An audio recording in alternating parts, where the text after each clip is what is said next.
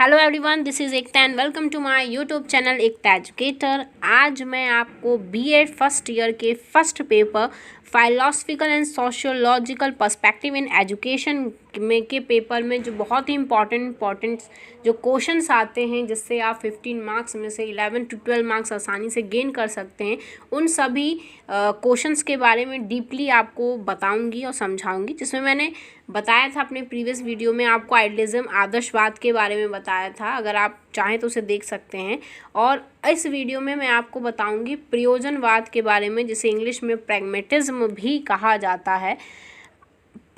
प्रयोजनवाद का ये क्वेश्चन आया है कि इसमें 2017 के पेपर में कि प्रयोजनवाद क्या है, उसके उद्देश्य क्या हैं, शिक्षण विधियाँ क्या हैं, अनुशासन कैसा है, टीचर और स्टूडेंट्स कैसे होते हैं प्रयोजनवाद के बारे में। तो उनके बारे में आज हम डिस्कस करेंगे। So let's start. प्रयोजनवाद जिसे हम इंग्लिश में क्या कहते हैं, प्रैग्मेटिज्म। ठीक, प्रयोजनवाद एक इंग्लिश शब्द है और जिसको लैटिन भाषा के प्रैग्मेटिकस से लिया गया है, जिसका अर्थ होता है व्यवहार अर्थात बिहेवियर। प्रयोजनवाद की जो जनक हैं वो जॉन डीवी हैं, यूएसए अमेरिका के जॉन डीवी, जो बहुत ही फेमस फाइलोसोफर हुए हैं। उन्होंने प्रयोजनवाद के बारे में बताया है। और इनके समर्थक, प्रयोजनवाद के जो समर्थक थे वो जेम्स रोजन, रॉस, जेम्स बी और विलियम जेम्स थे। जेम्स बी ब्रेट के अनुसार प्रयोजनवाद को उन्होंने डिफाइन किया था कि प्रयोजनवाद हमें सत्य का सिद्धांत, अर्थ का सिद्धांत, ज्ञान का सिद्धांत एवं वास्तविकता का सिद्धांत देता है। अर्थात प्रयोजनवाद वो है जो हमें रियलिटी के बारे में बताता है, जो अभी रियल में हो रहा है, दैट इज़ द प्रयोजनवाद। विलियम जेम्स ने इसके बारे में कहा है कि प्रयोजनवाद सत्य और विचारों की प्रगति का सिद्धांत है, जिसका अंतिम लक्ष्य क्या है, वास्तविकता अर्थात रियलिज्म, रियलिटी क्या है, उसको प्राप्त करना ही हमारा मेनली प्रयोजनवाद होता है। या प्रयोजनवाद का आखिरी उद्देश्य जो है वो रियलिटी को प्राप्त करना ही प्रयोजनवाद का आखिरी उद्देश्य है। प्रयोजनवाद ने शिक्षा के बारे में प्रयोजनवाद और शिक्षा पर डीवी ने कहा है कि शिक्षा जिस तरह व्यक्ति की उन योग्यताओं का विकास है जो उसमें वातावरण पर नियंत्रण रख ले और अपनी संभावनाओं को पूर्ण करने को सामर्थ्य प्रदान करे, वही शिक्षा होती है प्रयोजनवाद के अनुसार। प्रयोजनवाद ने शिक्षा के बहुत सारे उद्देश्य दिए हैं। मेनली प्रयोजनवाद ने जो शिक्षा के उद्देश्य दिए हैं उनमें सबसे पहला है नवीन मूल्यों की रचना, छात्र का विकास, गतिशील निर्देशन, सामाजिक कुशलता, इच्छाओं को पूर्ण करना, मस्तिष्क का विकास। इन सभी शिक्षाओं के उद्देश्य के बारे में उन्होंने बताया, जिसमें हम एक एक करके समझते हैं कि ये है क्या। सबसे पहला है नवीन मूल्यों की रचना, अर्थात जितने भी प्रयोजनवादी थे उन्होंने निर्धारित मूल्यों पर विश्वास नहीं करते थे। उन्होंने सोचा कि जो भी डेफिनेट वैल्यूज़ हैं वो सही नहीं है।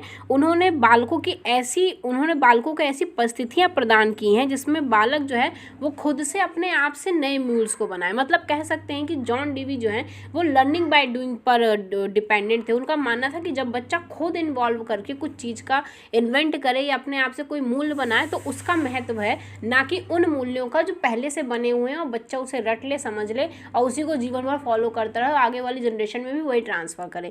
ये उनके हिसाब से बिल्कुल गलत था। तो उन्होंने माना कि बच्चे जब खुद नवीन न्यू वैल्यूज़ का फॉर्मेशन करें, वही शिक्षा का उद्देश्य होना चाहिए। दूसरा था छात्र का विकास, अर्थात जितने प्रयोजनवादी थे वो मानते थे कि शिक्षा का अंतिम उद्देश्य है क्या, छात्र का विकास। और जितने भी प्रयोजनवादी थे या प्रैग्मेटिज्म जॉन डीवी थे, उन्होंने छात्र के विकास पर ही मेनली बल दिया कि बच्चे का विकास अच्छे से होना चाहिए, बच्चा खुद करके कुछ सीखे, ऐसा कुछ गतिविधियाँ या ऐसे उद्देश्य होने चाहिए। अगला है गतिशील निर्देशन। प्रयोजनवादियों के अनुसार शिक्षा का उद्देश्य क्या है, शिक्षा एक ऐसी है जो गतिशील है, मतलब हमेशा चेंजेबल है, डायनेमिक है। एजुकेशन एक डायनेमिक है जो हमेशा परिवर्तनशील होती रहती है। हम जो आपने 10 साल पहले पढ़ा था जरूर नहीं है कि 10 साल बाद भी बिल्कुल वैसा हो। अब शिक्षा का पैटर्न पूरी से चेंज हो चुका है। जैसे एग्जाम्पल पे पहले आपने जो 10th और 12th में जो भी सिलेबस था, अब वो 30% कट करके चेंज हो गया है। तो ये जो चेंजेस, परिवर्तन हम लोगों को देखने के लिए मिलते हैं, उसी प्रकार के परिवर्तन होते हैं। ठीक, अगला है सामाजिक कुशलता। जितने प्रयोजनवादी थे उनका मानना था कि शिक्षा का उद्देश्य क्या होना चाहिए, सामाजिक कुशलता, ताकि हर व्यक्ति में क्या है उसकी शक्ति और क्षमताओं के अनुसार अपने स्किल्स का डेवलपमेंट कर सके। मतलब हर एक बच्चे के अंदर कुछ ना कुछ स्किल्स होते हैं, कुछ ना कुछ क्वालिटीज़ होती हैं, एबिलिटी होती हैं। उन एबिलिटी के अनुसार ही बच्चा अपना विकास कर सके और समाज में अपना एक स्थान प्राप्त कर सके, उसे ही हम सामाजिक कुशलता कहेंगे। तो शिक्षा इस प्रकार की होनी चाहिए ताकि वो समाज में एक अपने बल पर अपने आप कुछ करके अपने कुछ जो स्थिति है, पोजीशन को बना सके। अगला है इच्छाओं को पूर्ण करना। प्रयोजनवादी के अनुसार बालक में ऐसी बहुत सारी मतलब क्या होती हैं, इच्छाएं होती हैं, तो उसको इस काबिल बनाना है शिक्षा के द्वारा ताकि वो अपनी हर इच्छाओं को पूर्ण कर सके।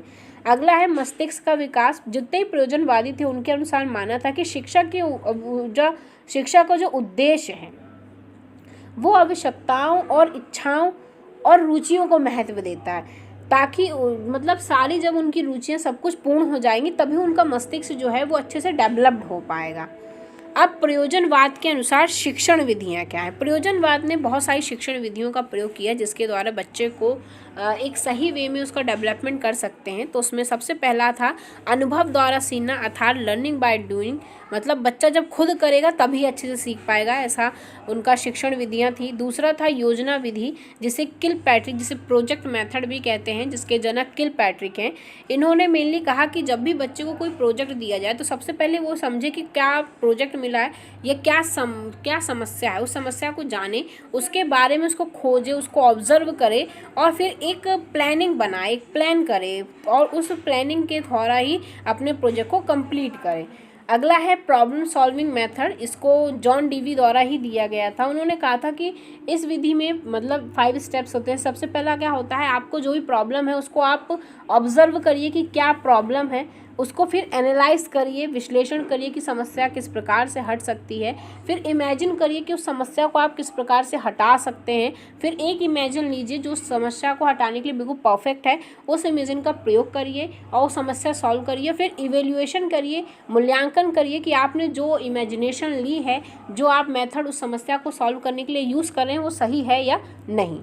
अगली है उद्देश्यपूर्ण विधियां। मतलब प्रयोजनवादी के अनुसार शिक्षा का एक मुख्य उद्देश्य होना चाहिए। मतलब एजुकेशन ऐसे नहीं कि कोई भी पढ़ लो बस एजुकेशन का एक मूल्य होना चाहिए कि हाँ हमें जीवन में क्या करना है, क्योंकि बिना उद्देश्य के कोई भी कार्य नहीं। अगर आपके पास एम नहीं है तो आप जीवन में कुछ भी नहीं कर सकते हैं, ठीक है।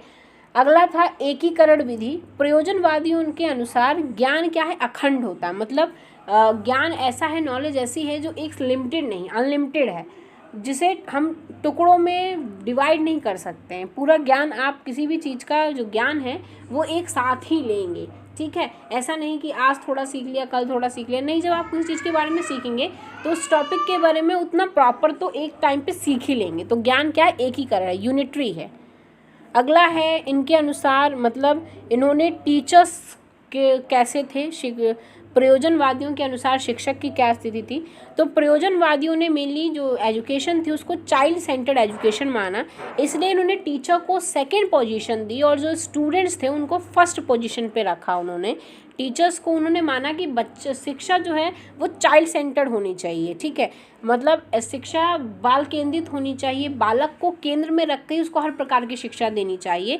बच्चा जब खुद करेगा तभी कुछ सीख पाएगा और समाज में अपनी एक बलपूर्वक स्थिति बना पाएगा, अपने समझ से, अपनी जानकारी से अपनी स्थिति को बना पाएगा और उस चीज़ को करने में उसे रुचि प्राप्त होगी, उसका विकास भी एक अच्छा विकास होगा, होल डेवलपमेंट होगा। उन्होंने शिक्षार्थी को कह सकते हैं सेकेंडरी पर इसलिए रखा, उनका मानना था कि टीचर जो है वो एक फैसिलिटेटर है, मतलब एक हेल्पर के तौर पर है। अगर बच्चा कहीं कुछ गलती करता है या उसे कुछ समझ में नहीं आता तो टीचर केवल उसको बताए, उसको एक वे प्रोवाइड करे, गाइडेंस करे कि आपको इस प्रकार से जाना है, इसका इस प्रकार से यूज़ करे। ये नहीं कि उसको हर चीज़ बना के दे दे, हर चीज़ सब कुछ करके दे दे। बच्चा अपने आप से कुछ करे तो वो ज़्यादा इम्पॉर्टेंट होगा। अब प्रयोजनवादियों के अनुसार अनुशासन कैसा है, तो प्रयोजनवादी अनुशासन मानते थे कि बच्चों को ना तो मारा जाए, मतलब ये नहीं कि आप उनको डराएं धमकाएं, और जैसे आइडियलिज्म में कहा गया है कि बच्चों को सिखाने के लिए उन्हें दंड दीजिए पर सिखाइए नहीं। हम जो प्रयोजनवादी थे उनका मानना था कि बच्चों को सिखाने के लिए आप दंड मत दीजिए, कुछ भी मत करिए, बच्चों को अपने आप से डिसिप्लिन आए इस प्रकार का उन्हें बनने दीजिए। मतलब खुद से अनुशासन हो, सेल्फ डिसिप्लिन उनमें डेवलप्ड हो, उन्हें पता चले कि अगर मैं ये चीज़ करता हूँ तो ये गलत है और इसके प्रभाव गलत हो सकते हैं, और वो अपने आप उस चीज़ को ना करें। आप उसे मारे पीटे नहीं, ये नहीं करना है तो ये गलत हो जाएगा, या पूरी तरह से फ्रीडम दें, आपका जो मन करे वो करो, नहीं ये नहीं। उसमें क्या है, प्रयोजनवादी सेल्फ डिसिप्लिन को मानते हैं कि बच्चों के अंदर अपने आप से अनुशासन आ जाए, अपने आप से वो समझने लगे चीज़ों को, तो वही अच्छा अनुशासन होगा। ना तो उन्हें फ्री मतलब सोचने के लिए बिल्कुल फ्री कर दिया जाए कि आप अपने हिसाब से सोचिए कि ये सही है या गलत, और उस सोच के हिसाब से ही वो अपना निर्माण कर सकें।